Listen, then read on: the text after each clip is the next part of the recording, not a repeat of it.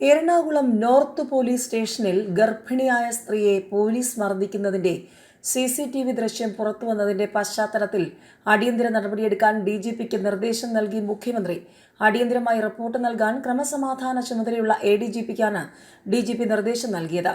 SHOക്കെതിരെ നടപടി ഉണ്ടായേക്കും. നിലവിൽ അരൂർ SHO ആയ പ്രതാപചന്ദ്രനാണ് ഗർഭിണിയെ ക്രൂരമായി ഉപദ്രവിക്കുന്നത്. ഷൈമോൾ NJ എന്ന സ്ത്രീയെയാണ് മുഖത്തടിച്ചത്. ഷൈമോളെ നെഞ്ചത്ത് പിടിച്ച് തള്ളുന്നതും ദൃശ്യങ്ങളുണ്ട്. 2024 നോർത്ത് പോലീസ് സ്റ്റേഷനിലായിരുന്നു ഞെട്ടിക്കുന്ന സംഭവം ഉണ്ടായത്. പോലീസ് കസ്റ്റഡിയിൽ എടുത്തയാളുടെ ഭാര്യയാണ് മർദ്ദിച്ചത്. 2024 തന്നെ മർദ്ദനമേറ്റ കാര്യം ഷൈമോൾ പുറം ലോകത്തെ അറിയിച്ചിരുന്നു. എന്നാൽ അന്നു മുതൽ ഷൈമോൾ ദൃശ്യങ്ങൾക്ക് വേണ്ടിയുള്ള നിയമ പോരാട്ടത്തിലായിരുന്നു. പിന്നീട് കോടതിയിൽ നിന്നാണ് ഷൈമോൾക്ക് ദൃശ്യങ്ങൾ ലഭിച്ചത്.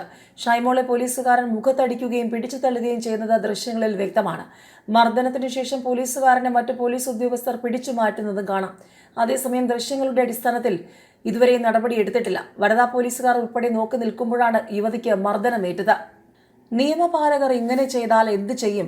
സ്റ്റേഷനിലെ ആക്രമണം കണ്ട കുട്ടികൾ പേടിച്ചു.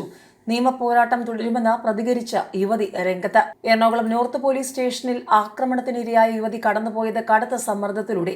1 വർഷത്തിൽ കൂടുതലായി നിയമപോരാട്ടം നടത്തുകയാണെന്നും ആക്രമണത്തിന്റെ ദൃശ്യങ്ങൾ ലഭിക്കാൻ നിയമപോരാട്ടം നടത്തിയെന്നും യുവതി പറഞ്ഞു.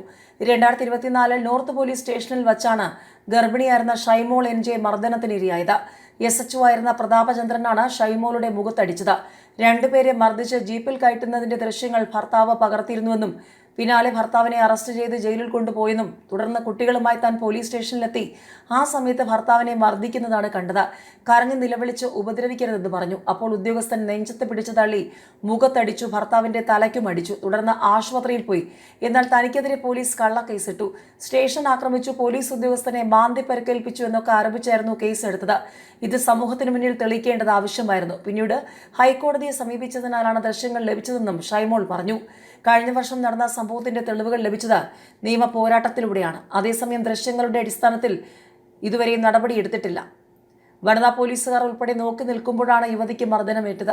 അന്യായമായി ഭർത്താവിനെ തടവിൽ വെച്ചത് ചോദ്യം ചെയ്യുന്നതിനിടെയാണ് യുവതിക്ക് ക്രൂരമർദ്ദനം നേരിടേണ്ടി വന്നത്.